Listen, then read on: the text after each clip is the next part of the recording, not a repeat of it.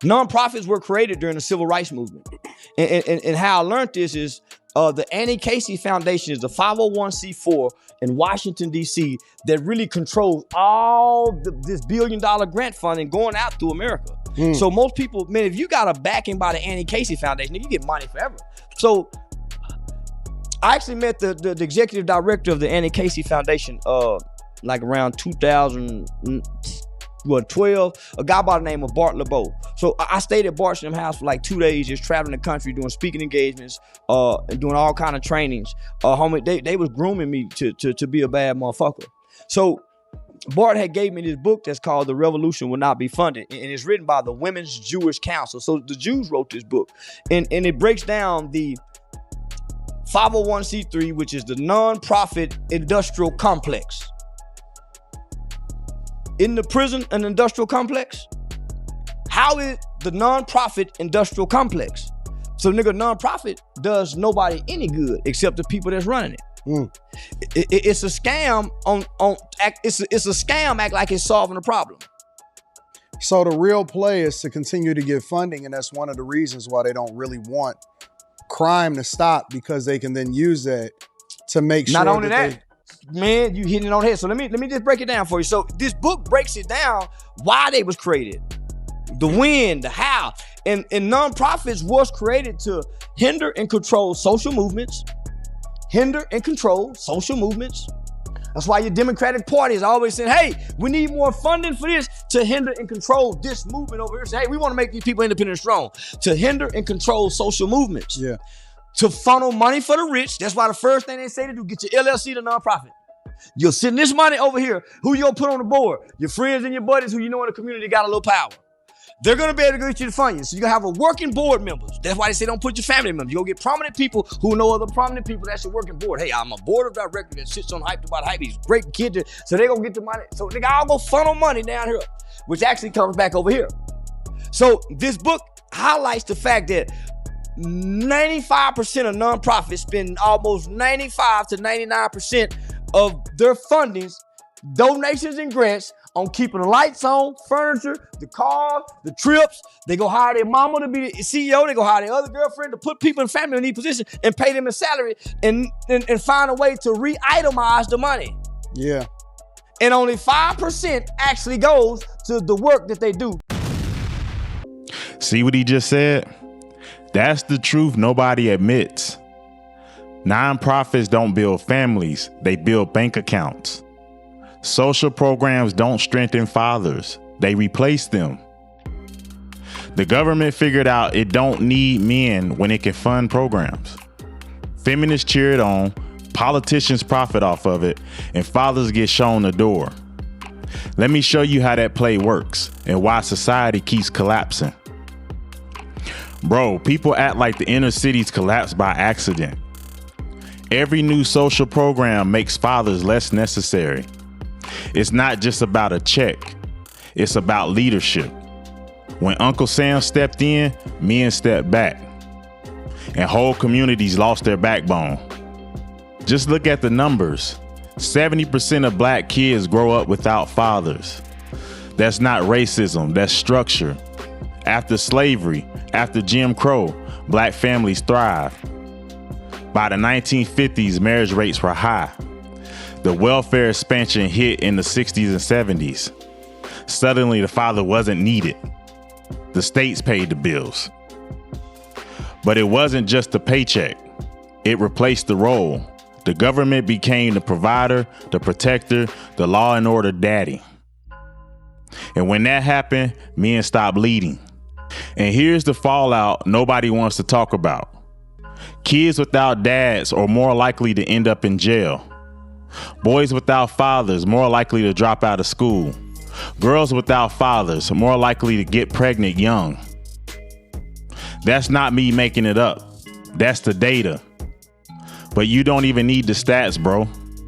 You see it in the hood every day. Crime goes up. Graduation rates go down. The streets become the father.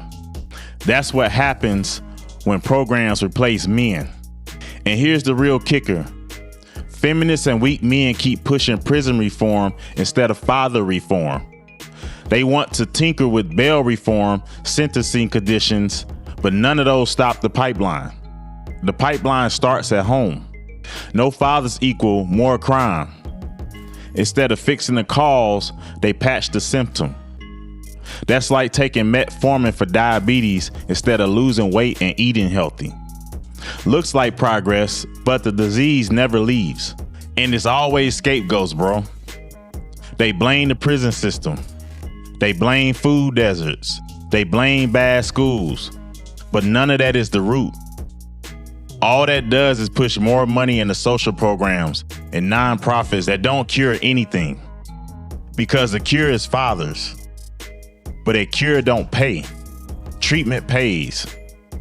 That's why it feels just like Big Pharma. Pharmaceutical companies don't want you cured, they want you hooked. Politicians, feminists, and nonprofits don't want strong families, they want dependency.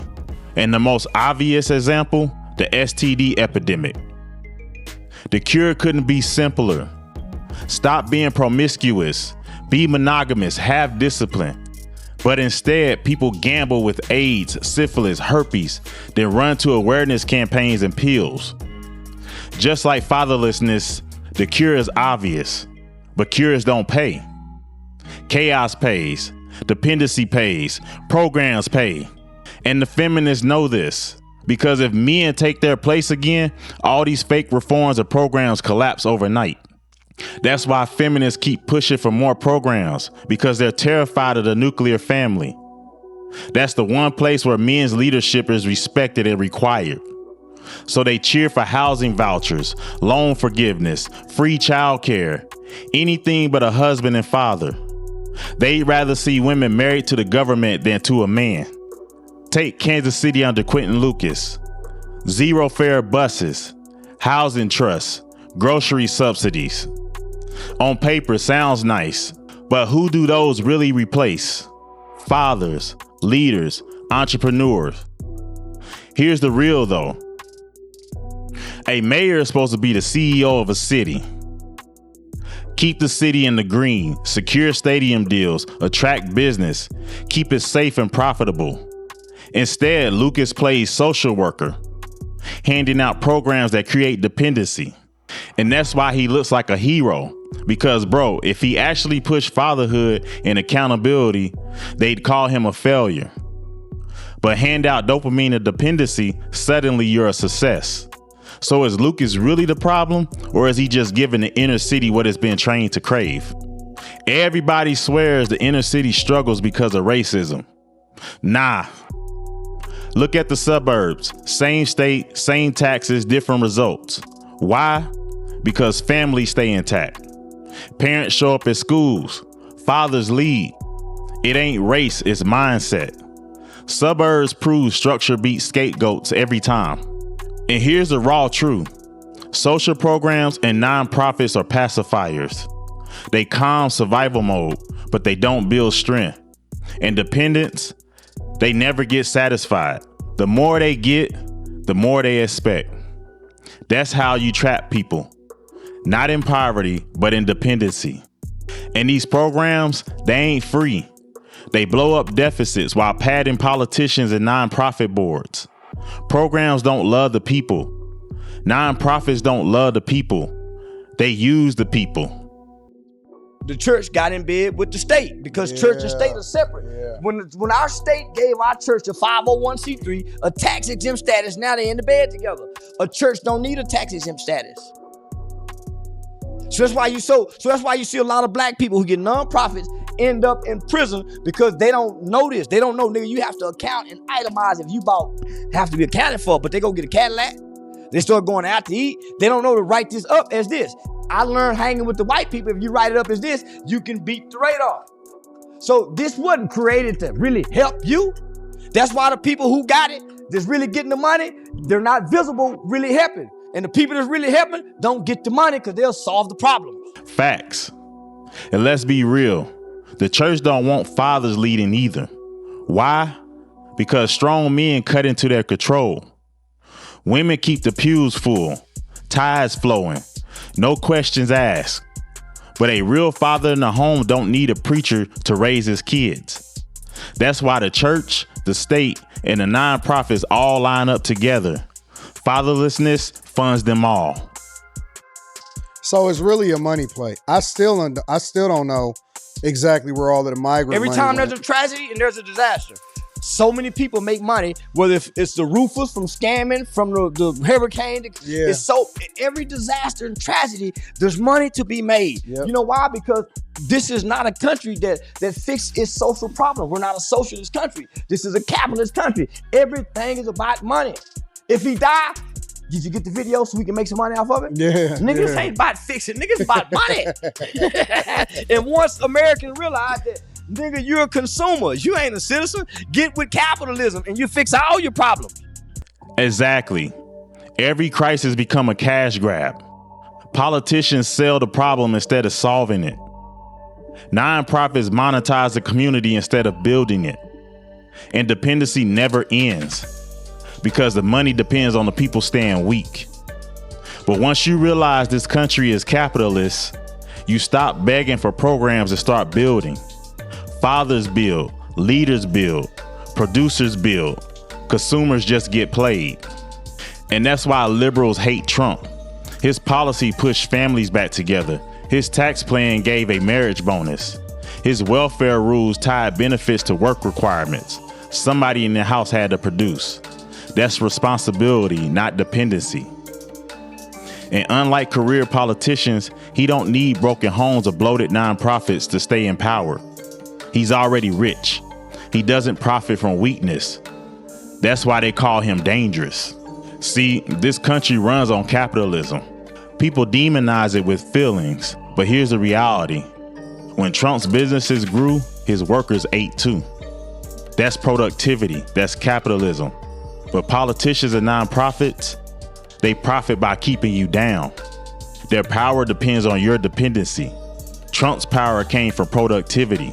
That's the difference nobody wants to admit. So don't get fooled.